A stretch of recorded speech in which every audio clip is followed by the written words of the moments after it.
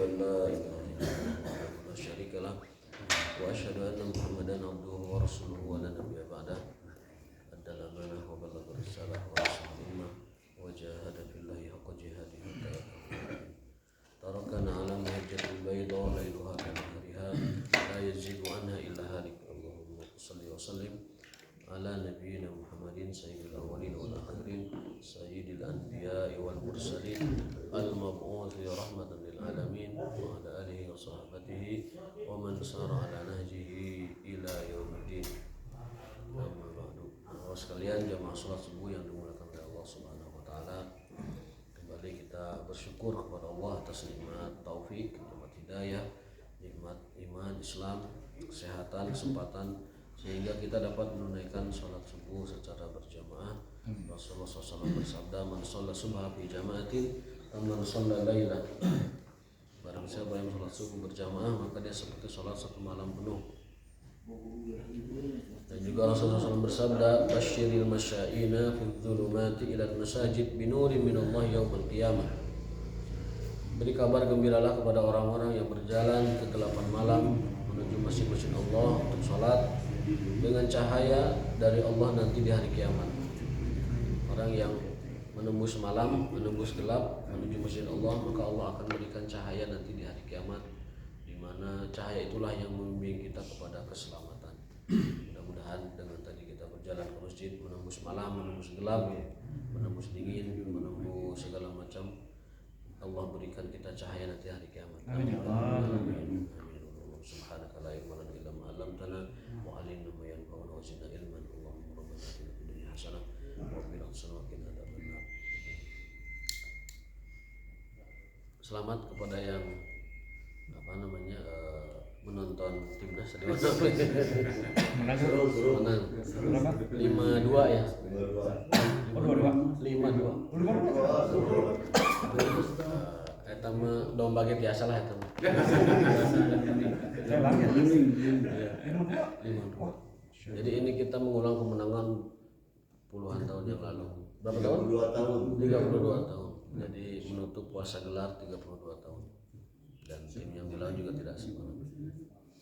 Cuman tadi pagi saya kecewa. AC Milan kalah. Jadi sorenya seneng, pagi tadinya ini apa kecewa. Bolak-balikan hati. Nah, mudah-mudahan besok Madrid sama City-nya menang. Dukungannya menang ya, mudah-mudahan. Baik, hari ini kita akan membahas tentang al-wasatu bil jari, tentang adab kita, akhlak kita, dan wasiat Rasul terkait dengan tetangga. Sekali lagi, ini adalah Kitabul Adab, ini bab adab yang khusus ditulis oleh Imam Bukhari dengan beliau mengumpulkan hadis-hadis sahih tentang adab dari Sahih Bukharinya yang tebal yang biasa kita baca. Beliau buatkan khusus bab tentang adab sehingga namanya Al-Adab Al-Mufrad. Nah, tema kali ini hadis ke-101, al-wasatu bil jar atau al-wasiyatu bil jar, wasiat Rasul terkait dengan tetangga. Dalam banyak hadis, saya hitung di sini ada 4 atau 5 hadis kurang lebih. Isinya, redaksinya sama. Bahwa Rasul SAW sering atau bisa dikatakan disibukkan dengan pesan Jibril kepada beliau yang pesannya begini. Mazala Jibril yusini bil jari hatta zanantu annahu sayuwarisuhu. Terus-terusan Jibril memberikan wasiat kepadaku terkait dengan tetangga hingga aku mengira tetangga itu saling mewarisi. Jadi saking gencarnya Jibril berwasiat kepada kita agar beradab atau memiliki akhlak kepada tetangga, maka kata Rasul, saya ngira sepertinya tetangga itu saling mewarisi. Dan hampir saja Rasul ucapkan kepada umatnya. Tapi Jibril mengatakan melarang itu, bahwa kalau untuk saling mewarisi tidak, tapi mengedepankan akhlak atau adab yang baik kepada tetangga itu senantiasa disampaikan oleh malaikat Jibril dalam banyak kesempatan dan dalam banyak hadis Rasulullah SAW. Hampir-hampir saling mewarisi. Artinya apa? Kalau hampir-hampir saling mewarisi berarti itu saking tegasnya wasiat Rasul kepada tetangga. Hadisnya adalah dari Amarah dari Aisyah radhiyallahu taala anha dari Nabi SAW, mazala Jibrilu sallallahu alaihi wasallam, di sini sallallahu alaihi wasallam sama saja, yusini bil jari hatta dhanantu annahu sayuwarisuhu. Malaikat Jibril alaihissalam senantiasa mewasiatkan kepadaku agar berbuat baik kepada tetangga hingga aku mengira bahwa tetangga saling mewarisi. Lalu di hadis ke-102-nya, ini hadis cukup populer, cukup dikenal.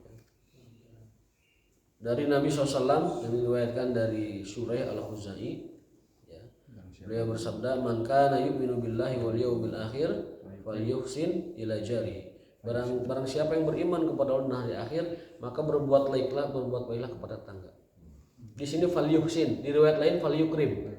Ya. Jadi ada dua riwayat, di sini falyuhsin, maka berbuat ihsanlah, berbuat baiklah kepada tetangga. Wa man kana yu'minu billahi wal yawmil akhir falyukrim dhaifah. Dan barang siapa yang beriman kepada Allah dan hari akhir, maka muliakanlah tetamunya.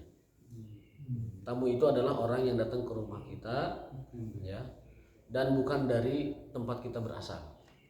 Itu tamu. Jadi kalau orang yang ada di sekitar kita ke rumah itu tamu secara syariat, bukan itu. Tamu secara syariat itu adalah orang yang berasal dari tempat yang lain, itu bukan domisili dia, nazalabika, dan singgah di rumah kamu. Itulah tamu yang dimaksud dengan fal yukrim dhaifah.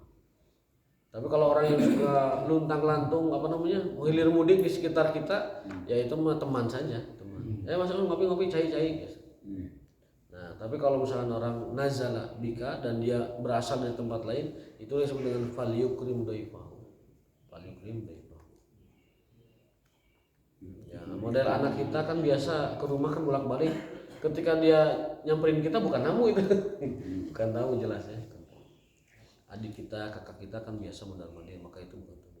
Wa man kana yu'minu billahi wal yawmil akhir falyakul khairan aw liyasmut. Dan barang siapa yang beriman kepada Allah dan hari akhir, maka hendaklah dia bicara baik atau diam. Jadi pada hakikatnya adalah diam. Berbicara jika terpaksa, harus diperlukan bicara. Nah, itu adalah prinsip kita dalam bertetangga, ya. Fal yuhsin ila jari. Nah, berikutnya dalam hadis Rasulullah SAW tentang hak tetangga. Nanti kita jelaskan siapa itu tetangga dan apa haknya, lalu berkenaan dengan hadiah kepada tetangga atau bagaimana. Dari hadis ke-103 ini seorang sahabat bernama Miqdad bin Aswad bertanya kepada Rasulullah. Rasulullah bertanya kepada sahabat maksudnya. Dari Miqdad bin Aswad dia menceritakan sa'ala Rasulullah SAW ashabahu aniz zina. Rasul bertanya kepada sahabatnya tentang perbuatan zina. Qalu, sahabat menjawab, haram. Zina itu haram ya Rasulullah. Haramahullah wa rasuluh. Allah dan Rasulnya telah mengharamkan perbuatan zina. Faqala, lalu Rasul bersabda, la an yazni ar-rajulu bi ashri niswatin aisaru alaihi min an yazniya bi mura'ati jarihi. Berzina dengan 10 wanita di luar, wanita di tempat manalah gitu, itu masih ringan, masih kecil dibanding dengan berzina dengan perempuan yang merupakan tetangganya. Makanya termasuk dosa besar itu adalah an yazni rajul bi halilati jarihi. Dosa besar-besarnya adalah ketika seseorang berzina dengan tetangganya. Maka Nabi bersabda 10 wanita dia zinahi itu masih ringan, masih kecil, masih biasa ketimbang berzina dengan satu dari tetangganya. Waliyadzubillah min dzalik. Rahasianya apa?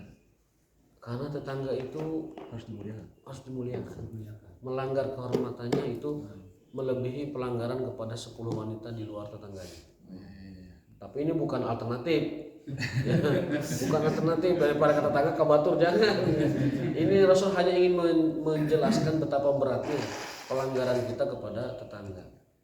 Jadi kata beliau, berzina dengan 10 wanita di luar jauh lebih ringan dibanding dengan berzina dengan satu orang bagian dari tetangganya.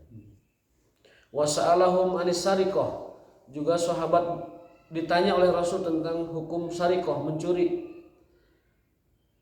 Sahabat menjawab, haram ya Rasulullah. Mencuri itu haram ya Rasulullah. Allah telah haramkan dan juga Rasulnya telah haramkan. Lalu beliau bersabda, la an yasriqa min asyrati ahli abyatin. Mencuri dari 10 rumah di luar tetangganya itu jauh lebih mudah dan ringan dibanding mencuri dari satu tetangganya. Jadi mau 10 mobil di Batur jauh lebih ringan dibanding mau semobil di rumah tetangga. Nyalamun mobil beratnya emas sak kotak gitu ya. Jadi mencuri dari 10 rumah lebih ringan dibanding mencuri satu dari tetangganya. Itu hadis sahih disahihkan oleh Syekh Albani dalam kitabnya Silsilah Hadis Sahihah atau Silsilah As-Sahihah yang diinikan oleh Syekh Albani, hadis sahih yang tadi juga sama sahih. Berikutnya adalah an yabda'a bil jar. Disunahkan atau bagian dari adab kita kepada tetangga adalah selalu bermula atau memulakan sesuatu dengan tetangga kita. Di antara hadisnya adalah dari Ibnu Umar dari Rasulullah SAW, mazala Jibril yusini bil jari hatta zanantu annahu sayuwarisu. Sama dengan yang tadi hadisnya. Kemudian hadis yang keduanya adalah annahu dzubihat lahu syatun. Abdullah bin Amr ini pernah dibuatkan atau disembelihkan kambing untuk dia. Faja'ala yaqulu li gulami, lalu Abdullah bin Amr ini sahabat Nabi ya. Ini bertanya kepada pembantunya, ahadai talijarin al-Yahudi, apakah kau sudah berikan hadiahnya buat tetangga yang Yahudi itu?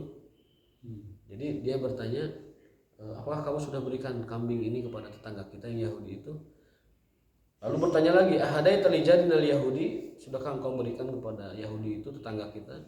Sami'tu Rasulullah SAW, karena aku mendengar Rasul bahwa Jibril terus-terusan berwasiat kepadaku agar berbuat baik kepada tetangga hingga aku mengira tetangga saling mewarisi. Walaupun Yahudi. Ya, jadi memulakan tetangga itu meskipun dia Yahudi atau dia Nasrani atau siapapun itu adalah bagian dari syariat Islam. Ya. Makanya saya pernah sampaikan dulu, memberi hadiah kepada tetangga kita non Muslim, mengucapkan kesuksesan dia dalam misalkan bisnis, dalam sekolah, dalam karir ya. Selamat atas kelahirannya. Ya, selamat atas suksesnya karir, selamat anaknya sudah lulus ujian. Selamat, jadi mengucapkan selamat, menyapa dan lain sebagainya, memberi hadiah kepada tetangga non Muslim itu bagus, bahkan dianjurkan di sini. Hanya saja Islam memberi batasan, tidak dalam urusan agama.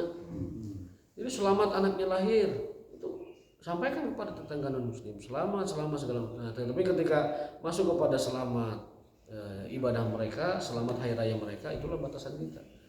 Itulah toleransi yang paling indah sebenarnya. Saling menghargai kepercayaan masing-masing. Tetapi dalam interaksi sosial kita saling akrab. Memberi hadiah kepada tetangga ini kan, motong kambing berikan kepada tetangga dan sebagainya. Masuk daging kurban kan? Nah, daging kurban itu memang ada khilaf di antara ulama ya. Apakah itu khusus untuk Muslim ataukah dia boleh untuk non-Muslim sebagai mu'allafah qulubuhum li ta'lifil qulub, agar dia merasa tertarik luluh hatinya dan kemudian mengikuti. Soalnya nanti bab fikih kurban akan kita sampaikan pada waktunya dari A sampai Z ya, sampai misalkan bolehkah kurban digabung dengan akikah? Barangkali ada yang sampai sekarang belum akikah, kan ada biasanya. Kadang zaman dulu orang tua kita belum mampu, tidak bisa beli kambing dua kan zaman dulu. Nah sekarang kita yang mampunya, bolehkah kita mengakikahkan diri kita sendiri? Ya. Karena ada pendapat boleh itu sampai usia balik kita. Afdalnya hari ke-7, boleh ke hari 14, boleh ke hari 21, boleh sampai akil balik. Tapi juga ada yang melonggarkan, boleh sampai seumur hidupnya. Karena hadis yang mengatakan bahwa setiap anak itu tergadai oleh akikahnya, artinya masih dalam gadaian Allah Subhanahu wa taala sampai dia dibebaskan dengan akikahnya. Hadis itu tidak ada pembatasan, sehingga setiap anak yang lahir belum diakikahin, maka status tergadainya masih sampai dia ada yang mengakikahkan. Nah, berarti kalau sekarang kita mempunyai sekarang, punya rezeki sekarang, dulu belum diakikahin, akikahin sekarang. Terus ada kurban, ya gabungin kurban sama akikah. Syafi'iyah boleh. Ibadah sunnah itu boleh digabung-gabung.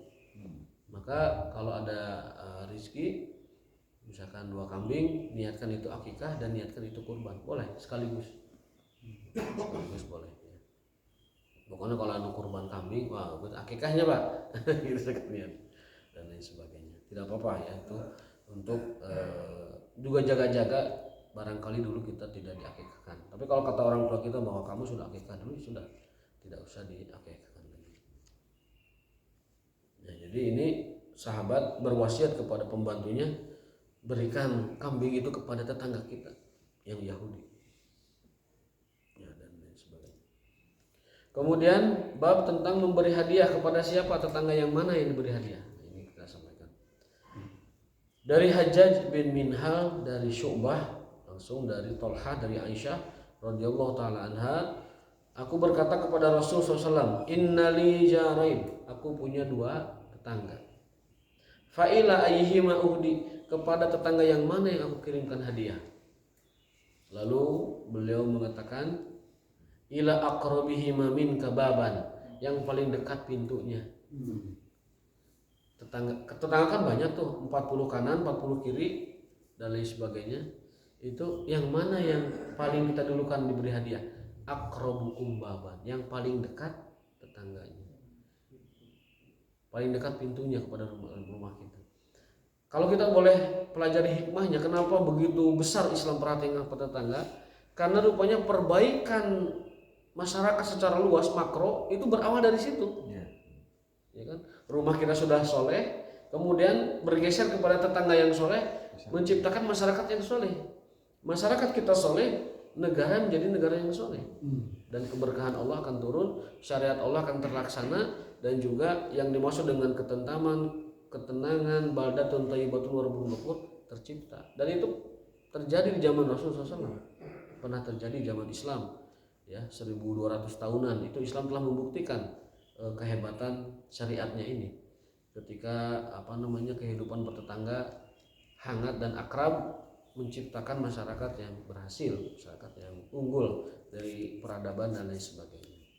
Nah sekarang kan tidak, apalagi di perkotaan, ya masing-masing, ya sewang-sewangan, tetangga kekelepakan tak apa nih, tetangga lain teh nafsi-nafsi, ya. Tetangganya sekarat tidak tahu tetangganya, bahkan tahunya baru setelah meninggal. Oh jadi kita punya tetangga. Oh jadi ayah tetangga nu maot gitu. Lapor ke masjid. Hari-hari biasa mah tara ke masjid, tara sholat. Tapi sekali ke masjid sholatnya diharap pahun. Disolatkeun diharap gitu. Jadi jarak tidak ke masjid, sekali ke masjid paling depan. Lebih depan imam. Disolatkan begitu. Nah, jangan sampai begitu lah, dikasih tahu ya orang-orang, jangan sampai kita ini jarang ke masjid, sekali ke masjid sholat pangharupna kan itu mah, wah itu ahli masjidnya di belakang, dia paling depan kan gitu. Diingatkan gitu. Ya Allah. Jarang ke masjid, tapi sekali ke masjid minta di mandian. Lamun orang masjid dendaman, mandi we sorangan lah gitu. Si mayatnya teh minta dikubur sendiri kan gitu. Ala kulli hal ini menjadi pikiran kita supaya jangan sampai kita ini jauh dari masjid Allah Subhanahu wa taala. Karena orang-orang masjid yang akan berkorban untuk kita ketika kita ya dipulasara atau dimandikan atau dimakamkan, itu siapa lagi kalau bukan orang masjid?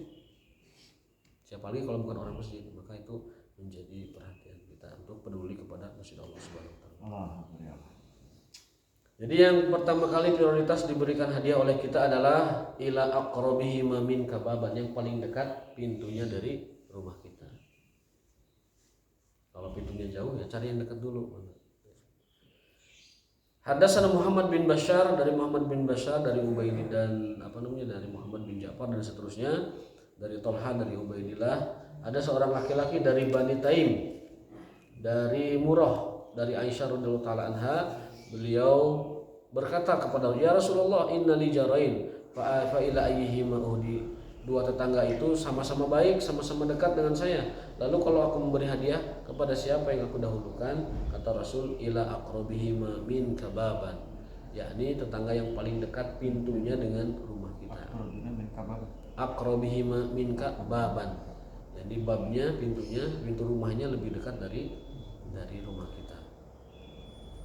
Juga hadis lain Nabi SAW dijelaskan, tapi sebelumnya ada keterangan dulu asar dari sahabat. Su'ila anil jar. Ya, Walid bin Dinar meriwayatkan dari Al Hasan bahwasanya Al Hasan pernah ditanya tentang tetangga. Siapa sih itu tetangga? Apa ketentuan tetangga? Maka beliau menjawab, arba'ina daron amamahu, 40 rumah di hadapanmu, wa arba'ina khalfahu, 40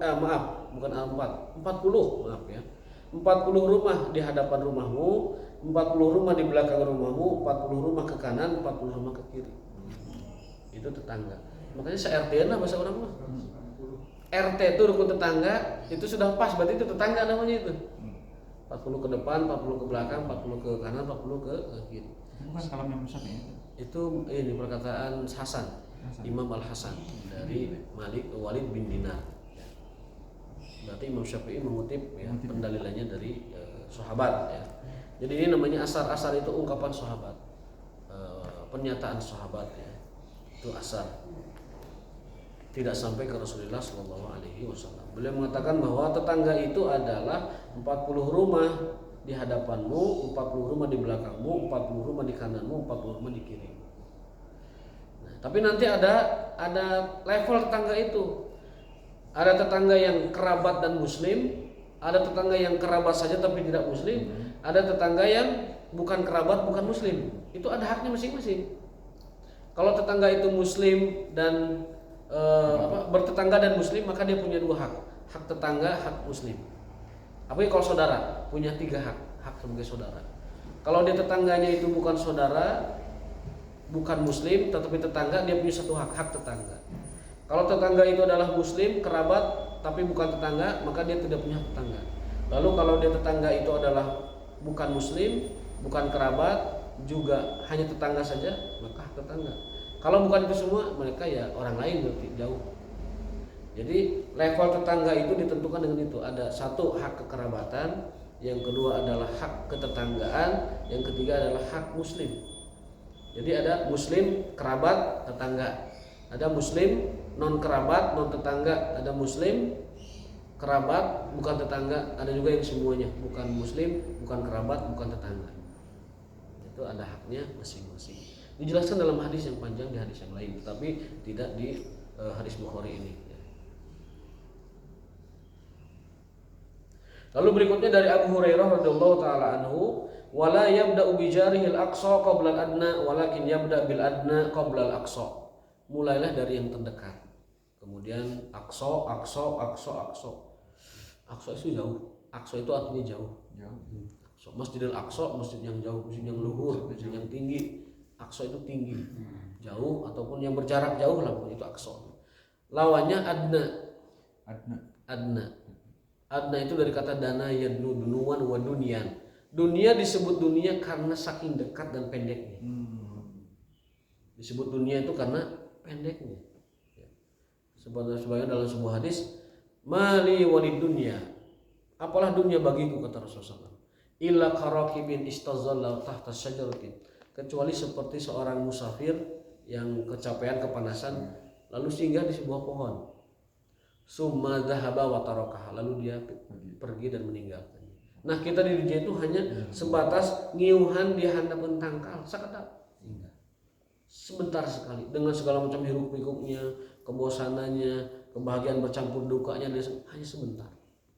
Tidak ada yang lama, tidak ada yang awet. Dunia itu hakika terus sebentar saja, seperti orang yang singgah di bawah pohon. Tidak ada orang yang mondok di bawah pohon kan, kecuali gelandangan. Kalau kita menjadi gelandangan ya di dunia, ya itulah betah-betah di pohon itu di bawah. Tapi kalau orang yang ada perjalanan, maka dia hanya singgah sebentar lalu menuju ke tempat tujuannya yang terakhir. Illa qarakibin istadhalla tahta syajaratin, kecuali seperti seorang musafir yang beristirahat sebentar di bawah pohon lalu meninggalkan pohon tersebut sebentar saja. Tadi malam saya dicek kesehatan oleh teknologi tertentu. Kesimpulannya saya ini 12 tahun lebih tua dari usianya. Dengan paruhiyat. Paruhiyat itu 12 tahun lebih muda dari usianya. Berapa? 3?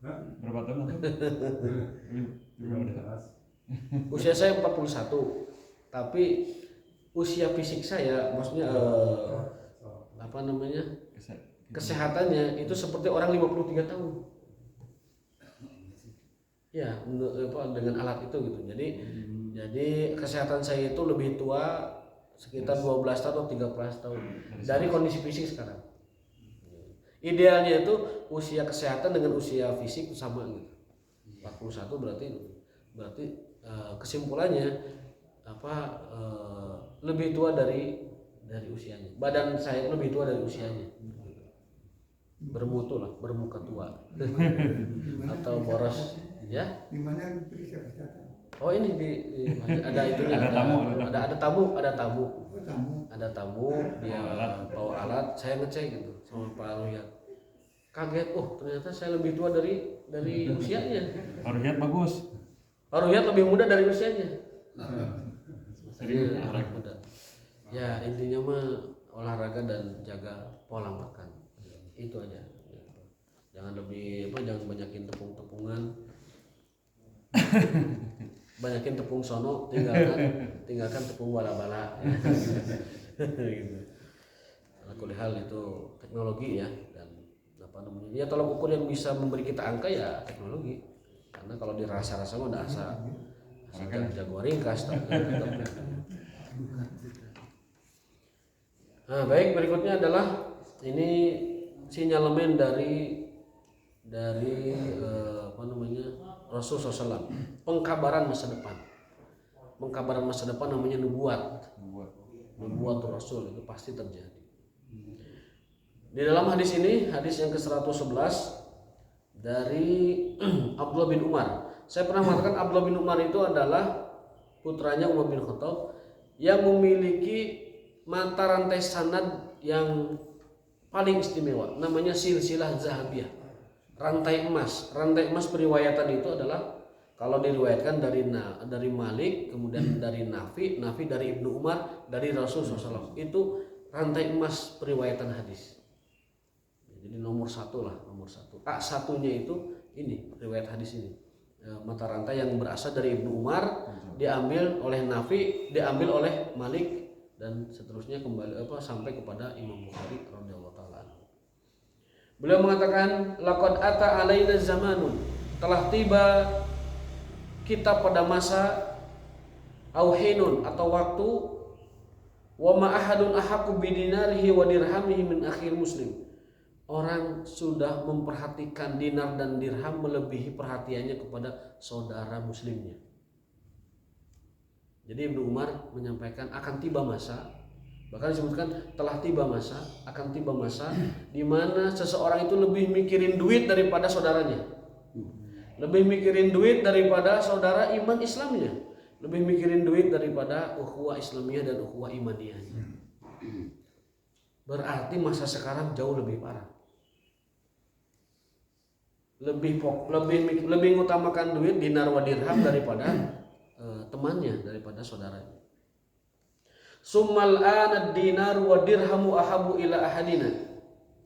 Oh iya, ini maksudnya adalah di zaman kami, di zaman Ibnu Umar, orang itu lebih memikirkan saudaranya, mementingkan saudaranya ketimbang dinar dan dirham. Summal ana, kemudian sekarang ad-dinar wa dirhamu ahabu ila ahadina min akhihil muslim. Lebih dia cintai, lebih dia prioritaskan daripada saudara muslimnya. Dan itu fakta. Sekarang orang lebih ngudag pi duitan daripada ngudag pi ukhuwahan. Dan kata ya, bisa jadi karena kerakusannya kepada dunia, hubul dunia, atau bisa jadi karena tidak berilmunya dia kepada betapa tingginya persaudaraan sesama muslim. Hubu dunia itu kalau bahasa orang mah suka bumi. Hubu suka bumi, dunia hubu dunia suka bumi. Itu mah terjemahan anak tingkat 1 di Imarat ya. Apa itu suka bumi bahasa Arabnya? Suka bumi, hubu dunia gitu. Pelesetan. Jadi kata beliau, dan sekarang dinar dan dirham lebih disukai, lebih dicintai, lebih diprioritaskan daripada saudara muslimnya. Sami itu Nabi SAW yaqul, aku pernah mendengar Nabi SAW bersabda terkait itu. Kam min jarin muta'alliqin bi jarihi yaumal qiyamah yaqulu ya rabbi hadza aghlaqa babahu duni famana ma'rufahu. Betapa banyak nanti orang digelayuti, ditangkod ku tetanggana di hari kiamat, dan tetangga itu mengatakan ya Rabbi, Tuhanku, ini tetangga saya nutupan panto terus, aglaqa baba duni, aku tidak bisa ke dia, aku tidak bisa, pintunya tertutup terus. Jadi nanti di hari kiamat ada orang nangkot terus megangin kita, tidak bisa kita kemana-mana, dan dia mengadu kepada Allah, ya Rabbi hadza aglaqa babahu duni, tetangga saya itu menutup pintu terus untukku, famana ma'rufahu, dan dia tidak pernah berbuat baik kepadaku, atau tidak berbuat baik kepadaku, tidak memberikan kebaikannya kepadaku. Jadi bukan hanya anak anu engke ngarawel kaki kita nggak bisa masuk surga, tetangga juga ternyata. Cangker di kaki kita, di sini mah badan kita dipegang. Ya Rabbi, iya jelema baheula di dunia pantuna nutup terus, tidak pernah terbuka untuk saya, dan dia tidak pernah menghadirkan kebaikan untuk saya. Kan berat, Pak. Kita sudah jadi soleh di dunia, sudah jadi ahli ibadah, ternyata tetangga kita ngarawel kita. Oke, tak dulu bos. Lalu dia mengatakan ya Rabbi, wahai Tuhanku, ini tetangga saya pintunya tertutup terus dan tidak pernah menghadirkan kebaikan kepada saya. Hadis ini hadis riwayat Bukhari, hadis sahih, terdapat dalam Sahih Al-Adab Al-Mufrad, dihasankan oleh Imam Al-Bani. Jadi ini tidak sembarangan ya, hadisnya tidak sembarangan. Maka menjadi perhatian. Jangan sampai kita mau masuk surga di bahasa Sunda teh dirawel, dihalangan, diikat oleh tetangga kita karena kita tidak mau. Minimalnya kalau kita tidak berbuat kepada mereka, jangan berbuat tidak baik. Nah itu. Kalau kita tidak bisa memuliakan tetangga, berbuat baik kepada tetangga, karena mungkin interaksi sosialnya sudah tercipta sedemikian rupa, maka setidaknya tidak menyakiti tetangga. Menyakiti dengan lisan kita, menyakiti dengan isyarat mata kita, menyakiti dengan ucapan kita, dengan badan kita. Ada surat wailul likulli humazatil lumazah. Celaka wal humazah wal humazah. Siapakah humazah lumazah? Humazah itu orang yang mencela, menghina orang dengan isyarat mata, dan lumazah itu dengan isyarat lisannya atau verbal. Jadi ada orang yang berbuat dosa hanya dengan isyarat mata. Ada orang berdosa dengan itu. Wailul likulli humazatil lumazah. Makanya para ulama mengatakan surat ini merupakan fondasi terdasar dari kehidupan masyarakat yang ideal, masyarakat yang diberkahi oleh Allah Subhanahu wa taala. Masyarakat yang Allah berkahi itu di mana masyarakatnya isyarat mata pun mereka tidak mau menyakiti tetangganya. Kalau suatu masyarakat mata pun dijaga, tidak menyakiti tetangga dengan matanya, itulah masyarakat yang diberkahi oleh Allah Subhanahu wa taala. Apalagi dengan lisannya, apalagi dengan perbuatannya. Mata saja mereka tidak mau menyakiti. Nah sekarang kan gitu kan. Wah teman paling iyalah dengan nganjuk mah mobilnya teman. Ya gitu kan. Padahal mah teman tuan bayaran gitu. Teman nganjuk. Dikirim makanan, dikirim sini sambil mata kurang amis, kurang asin, kurang ladas. Nah, kerlingan mata lalu isyarat mata itu dapat membawa dosa kepada kita. Maka wailun likulli humazatil lumazah. Celaka, sungguh celaka orang yang lumazah, yang menghadik mencemooh dengan lisan, udah pasti itu. Ada juga yang mencemooh menghadik dengan mata, dengan isyarat mata. Dan kesombongan pun bisa dengan mata. Gini. Itu kesombongan dengan mata sama dengan. Maka masyarakat yang ideal adalah masyarakat yang diceritakan dalam wailun likulli humazah, dan mereka tidak melakukan itu. Itu masyarakat yang diberkahi oleh Allah Subhanahu wa taala. Berikutnya adalah Bab la yashba'u duna jarihi. Tidak boleh seorang kenyang sementara tetangganya kelaparan. Sami itu Ibnu Abbas dari Ibnu Zubair dari Rasulullah SAW, dia mendengar Nabi bersabda, laisal mu'min alladhi yashba'u wa jaruhu ja'i'un. Bukanlah seorang mukmin, bukanlah orang beriman manakala dia kenyang tetangganya lapar. Makanya dulu pernah disampaikan oleh para kiai kita, orang yang rajin bolak-balik mundar-mandir umroh, mundar-mandir haji, tetangganya kelaparan, itu bisa jadi haji umrohnya tidak diterima. Karena tadi laisal mu'min, bukan orang mukmin yang begitu. Bukan orang mukmin yang begitu, tetangganya lapar, dianya mundar-mandir ibadah. Bukan seperti itu. Di dalam keterangan lain dia tetangganya dia tidurnya, tetangganya tidak bisa tidur. Tapi yang sahih yang ada di Bukhari ini, tetangganya lapar, dianya kenyang. Dikeluarkan oleh Abu Ya'la dalam Musnad dan disahihkan oleh Albani dalam silsilah sahihnya. Nah, yang ke-113 ini kita bisa semua kalau ini. Yang berikutnya adalah bab yuksir ma'al maraqi fayaksimu fil jiran. Dianjurkan kita ini kalau masak banyakin kuahnya, bagikan tetangga. Ceker nama misalkan tilu siki caina we sapanci itu. Sing seueur caina Pak. Tapi ini kiasan dari Nabi. Artinya apa? Andaikan kamu punya daging sedikit, enggak apa-apalah banyakin kuahnya. Tetangga kebagian. Jadi fokusnya adalah bagaimana caranya kita bisa membagi ke tetangga. Meskipun daging tidak banyak, banyakin kuahnya. Kurang enak roykohan deui, Pak, royko. Masak kok, yang penting mah ada rasanya gitu kan.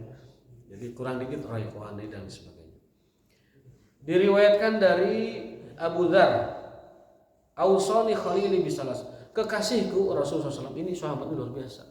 Adabnya kepada Nabi itu kalau diwasiati Nabi bilangnya tuh Ausani Khalili. Abu Hurairah dalam Sahih Bukhari pernah mengatakan Ausani Khalili bisalas. Kekasihku memberiku 3 wasiat. 1, tidak meninggalkan sholat duha. Yang kedua, tidak meninggalkan puasa 3 hari tiap bulan. Yang ketiga, agar selalu witir sebelum tidur. Gitu. Ini hadis juga menguatkan witir itu boleh sebelum tidur. Jadi setelah Isya ambil 2 rakaat tahajud, lalu ambil witir 1 rakaat. Itu afdol. Hadis Abu Hurairah menyatakan itu. Karena witir itu bisa 7, 5, 3, 1. Man arada bi sab'in falyaf'al, wa man arada bi khamsin falyaf'al, bi salasin falyaf'al, bi wahidatin falyaf'al. Yang penting jangan sampai tidak witir. Habis Isya hoream tahajudna baik, witir langsung 1 rakaat. Kalaupun yang menyebutkan tahajud harus setelah tidur, itu tidak ada dalilnya. Yang ada adalah afdolnya karena disebut qiyamul lail karena dia sudah masuk. Jadi afdolnya memang setelah tidur, tapi kalau pelaksanaannya tidak mesti ngejar afdolnya, yang penting ngejar pelaksanaannya. Abu Hurairah mengatakan, kekasihku Rasulullah berwasiat kepadaku dengan 3 wasiat. 1, tidak meninggalkan sholat duha 2 rakaat. Yang kedua, tidak meninggalkan sholat witir paling minimal 1 rakaat. Dan tidak meninggalkan puasa 3 hari setiap bulannya. Lihat adab sahabat. Kalau dinasihati Rasul menyebutnya Ausani Khalili, kekasihku berwasiat kepadaku. Abu Dzar juga sama, kekasihku berwasiat kepadaku. Nah di sini wasiatnya Rasul kepada Abu Dzar seperti ini. Asma'u wa ati'u walau li abdin mujadda'il atrab. Untuk taat dan mendengar kepada pemimpin meskipun dia budak sahaya. Mendengar taat kepada pemimpin meskipun budak sahaya. Tapi tadi batasannya tidak menyuruh kepada maksiat. Ya. Karena la ta'ata li makhluk, tidak ada ketaatan kepada selain Allah dalam maksiat. Wa idza sanata maraqatan fa aksir ma'aha. Wasiat kedua, kalau kamu masak kuah, masak sayur, fa aksir ma'aha, perbanyak airnya. Bayam sabengkot caina 3 liter. Bagikan ke tetangga. Cai hunkul bae sesuai dengan sunnah gitu. Ya. Intinya membaginya bukan masalah airnya. Fa aksir ma'aha. Sumandur ahla baitin min jiranika fa asibhum minhu bima'ruf wa sholli sholatan li waqtiha. Wasiat ketiga, salatlah pada waktunya. Dia Abu Dzar mengatakan, kekasihku Rasulullah berwasiat dengan 3 wasiat. 1 adalah agar taat dan mendengar perintah ulil amri selama tidak maksiat, yang kedua adalah memperbanyak kuah untuk dibagikan kepada tetangga, yang ketiga menjaga sholat pada waktunya. Faqad ahrajta sholataka wa illa fahiya nafilah, dan seterusnya. Fa in wajadtal imam maqad shalla faqad ahrajta sholataka wa illa fahiya nafilah. Artinya apa? Kalau kita datang berjamaah ke masjid, jamaah sudah selesai, sudah atau masbuk 1 rakaat atau bahkan tidak kebagian jamaah, tapi kita ke masjid sholat, itu kita mendapatkan pahala jamaah. Karena memang dia niat sudah mau ke masjid. Nah, pas ke masjid gak kebagian, lain urusan. Makanya yang penting mah berangkat ke masjid, sholat di masjid dah beres. Yang penting mah itu. Mau sudah selesai jamaah, mau dia kebagian 1 rakaat, kebagian 1 sujud, yang penting jamaah ke masjid, karena kita mendapatkan jamaah meskipun kita tidak ikut dengan sholat. Afdolnya ya ikut dengan imam, afdolnya ikut dengan jamaah kita. Dan terakhir, ini sebelum kita tutup, hadis tentang tetangga yang baik dari Sufyan, dari Habib bin Abi Sabit, dari Nafi, dari Abdul Haris. Beliau Rasulullah SAW dari Nabi SAW bersabda. Ini Nabi SAW bersabda, min sa'adatil mar'il muslim. Kebahagiaan seorang muslim ada 3. Ada 3. Dalam riwayat lain ada 4, nanti saya tambahkan. Yang di sini riwayatnya, kebahagiaan seorang muslim ada 3. 1, al-maskanul wasi, rumah yang luas. Bukan rumah yang tinggi, Pak, rumah yang luas. Kenapa? Karena rumah luas itu sesuai dengan sunnah. Para salafus saleh, para tabi'in, para sahabat lebih banyak meluaskan rumah ketimbang meninggikan rumah. Jadi kalau kita mau ikut sunnah, yang namanya membesarkan merenov rumah itu memperlebar, bukan mengataskan, bukan apa, bukan meninggikan. Dan itu secara keamanan juga bermanfaat. Kalau gempa itu yang lebih berisiko tuh yang apa, yang vertikal. Kalau yang horizontal lebih aman. Maka kata Rasulullah SAW, kebahagiaan seorang muslim 3. 1, al-maskanul wasi, rumah yang luas. Yang kedua, al-jarus soleh, tetangga yang baik. Tetangga yang baik.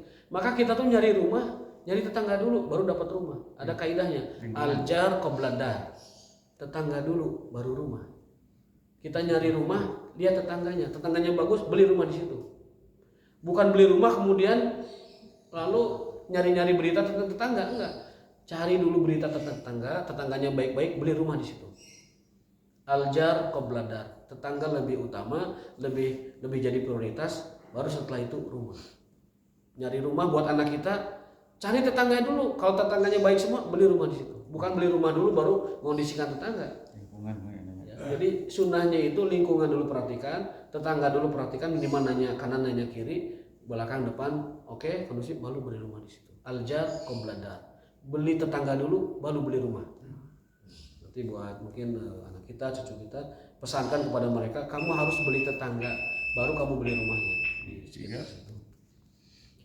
Yang ketiga adalah al-markabul hani, kendaraan yang nyaman. Kendaraan yang nyaman. Ya kalau belum kebeli yang nyaman, setidaknya itu membantu kita dalam aktivitas beribadah kepada Allah. Tapi kebahagiaannya pada kendaraan yang nyaman.